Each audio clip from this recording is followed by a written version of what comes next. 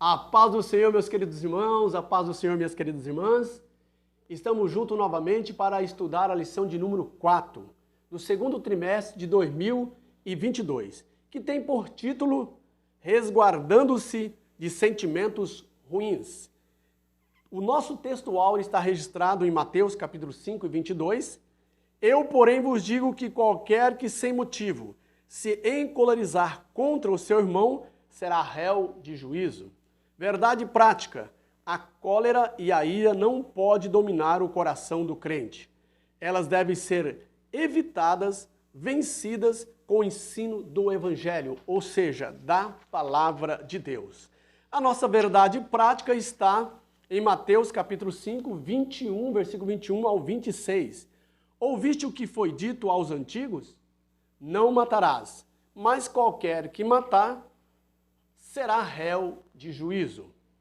Eu, porém, vos digo que qualquer que sem motivo se encolerizar contra seu irmão será réu de juízo, e qualquer que chamar o seu irmão de raca será réu do sinédrio, e qualquer que lhe chamar de louco será réu do fogo do inferno.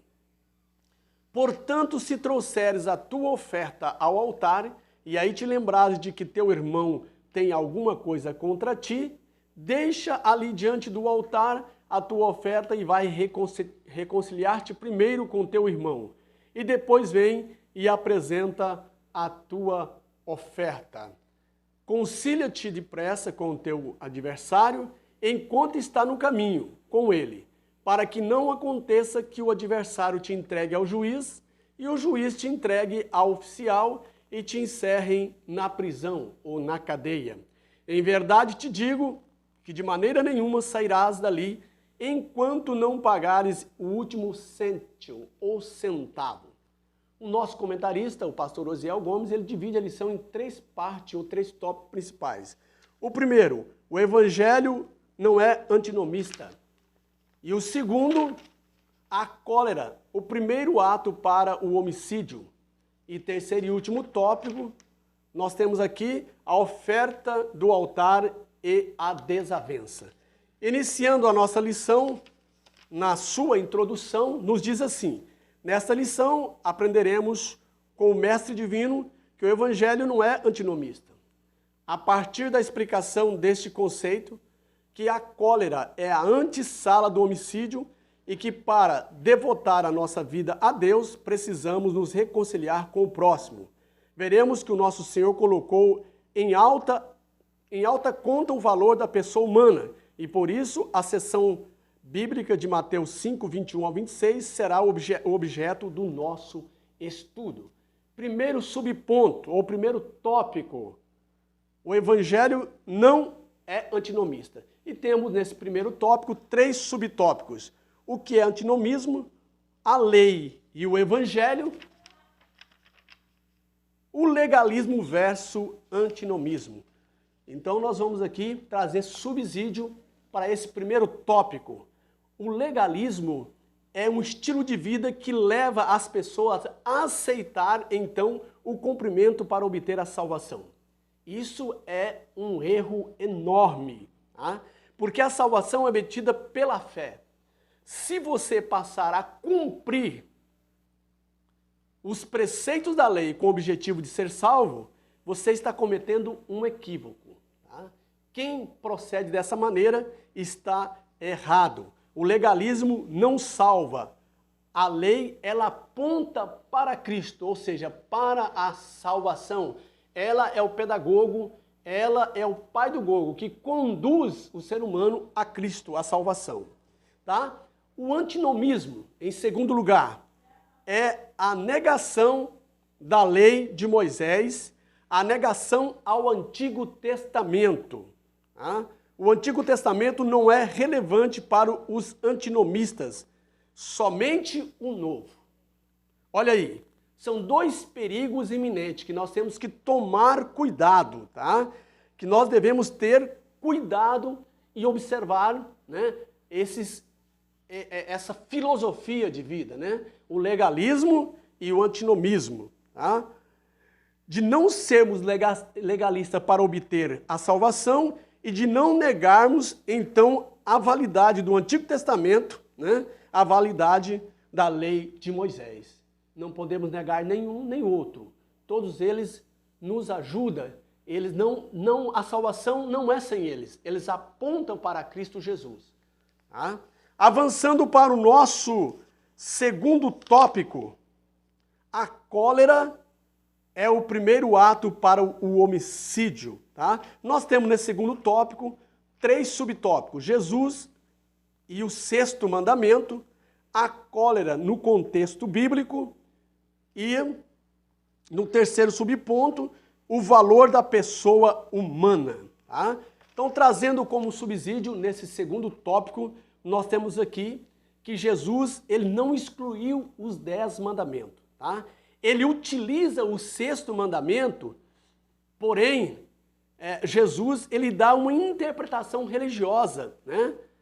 Que os religiosos do seu tempo não davam. Eles tinham uma visão míope, né? Eles eram limitados na interpretação. Porém, Jesus, Cristo, ele leva isso a um patamar além, a interpretação, né, do decálogo. Tá?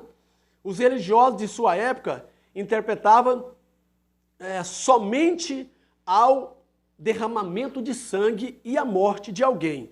Mas Cristo encaixa isso agora a uma visão além, aplicando essa visão no reino. Tá? Exemplo, nós temos Mateus, né, acabamos de ler esse texto, do capítulo 5, versículo 21 ao 22, ou 21 e 22. Jesus traz uma visão profunda da ira e da cólera nesses 2 versículos, tá? E mostra que nós devemos ser transformados de dentro para fora e que esse sentimento deve ser excluído dos nossos corações. Então Jesus leva essa interpretação a um patamar maior. Né? Ele não fica como os religiosos da época com a visão míope, tá? Só em derramamento de sangue e na morte em si. Mas Jesus mostra que nós não podemos ter esse sentimento dentro de nós. Quando nós aceitamos a Cristo como Salvador, sentimento de cólera, de ira, de rancor, de maldade é excluído. Tá? Ele é tirado e entra em nosso coração o sentimento de perdão, de amor, de bondade, de longanimidade, que é o fruto do Espírito Santo. Avançando para o nosso terceiro e último tópico, a oferta do altar e a desavença. Temos 3 subpontos aqui no terceiro tópico. A oferta do altar, evitando a desavença. E o nosso comentarista, ele nos traz aqui um subsídio maravilhoso a respeito desses 2 tópicos aqui, do primeiro, do terceiro e último tópico, tá? Que são a oferta do altar e evitando a desavença. Somente 2 tópicos nesse último ponto aqui, nesse último tópico que o comentarista nos traz, tá? Então nós vemos aqui em Mateus 5, 23 e 24. Jesus faz uma interpretação profunda nesse texto. Tá? Jesus faz uma interpretação profunda. Vamos ver aqui que está em Mateus 23, capítulo 5, 23 e 24. Aqui na nossa leitura bíblica em classe. 23. Portanto, se trouxeres a tua oferta ao altar, e aí te lembrares de que teu irmão tem alguma coisa contra ti, deixa ali diante do altar a tua oferta e vai conciliar-te primeiro com teu irmão. Então Jesus nos traz uma interpretação profunda, tá? A respeito desse texto, né? Desses versículos.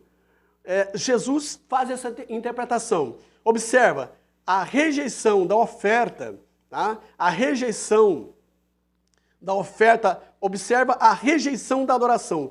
Quando nós estamos em pecado, agindo de forma, né, má, contra um ao outro, tá? Quando nós temos uma desavença contra o nosso irmão, você não pode adorar, você não pode ofertar.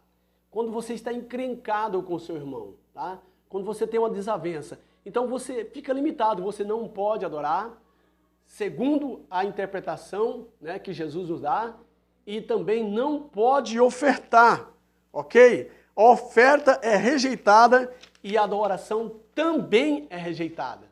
Olha só a profundidade que Jesus traz para os religiosos daquela época. Porque você precisa consertar primeiro no horizontal para você ter um relacionamento com Deus no vertical. Então você conserta com seus irmãos, tá? Você não pode estar encrencado, senão Deus não aceita a sua oferta, nem a sua adoração. Tá? Então você conserta com Deus, você conserta no horizontal com os seus irmãos, você não pode estar encrencado com a comunidade evangélica, com o convívio social evangélico. Tem que consertar na horizontal para você ter um relacionamento puro na vertical com o Todo-Poderoso. Não dá para ter um relacionamento na vertical se estamos com um problema na horizontal. E por isso que Jesus nos traz uma revelação profunda sobre isto no seu reino, no reino de Deus. Você precisa viver o que prega, tá? Não dá para você ministrar uma mensagem, tá? Um louvor, né? Pregar uma mensagem se você não está bem, se você está encrencado com o seu irmão. Conserte a sua casa, meu querido, tá?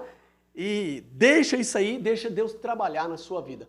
Apóstolo João, primeira carta universal do apóstolo João, capítulo 4, versículo 20, ele disse: como você diz que ama a Deus, mas odeia o seu irmão, você é um mentiroso. Porque quando você odeia o seu irmão, você também está odiando a Deus. Simplesmente você está dizendo: eu odeio o Senhor, tá? Quando você odeia o seu irmão. Porque como você pode, né, amar a Deus que não vê e odiar o seu irmão que vê? Sendo que ele é a imagem e semelhança do Todo-Poderoso. Então, quando você odeia o seu irmão, você está dizendo para Deus que também odeia ele, ok? Meus queridos, aqui nós estamos chegando ao final. Quero fazer o encerramento com a conclusão, lendo aqui: como servo de Cristo, que vivemos as verdades do Evangelho, não deixemos que pensamentos, palavras e ações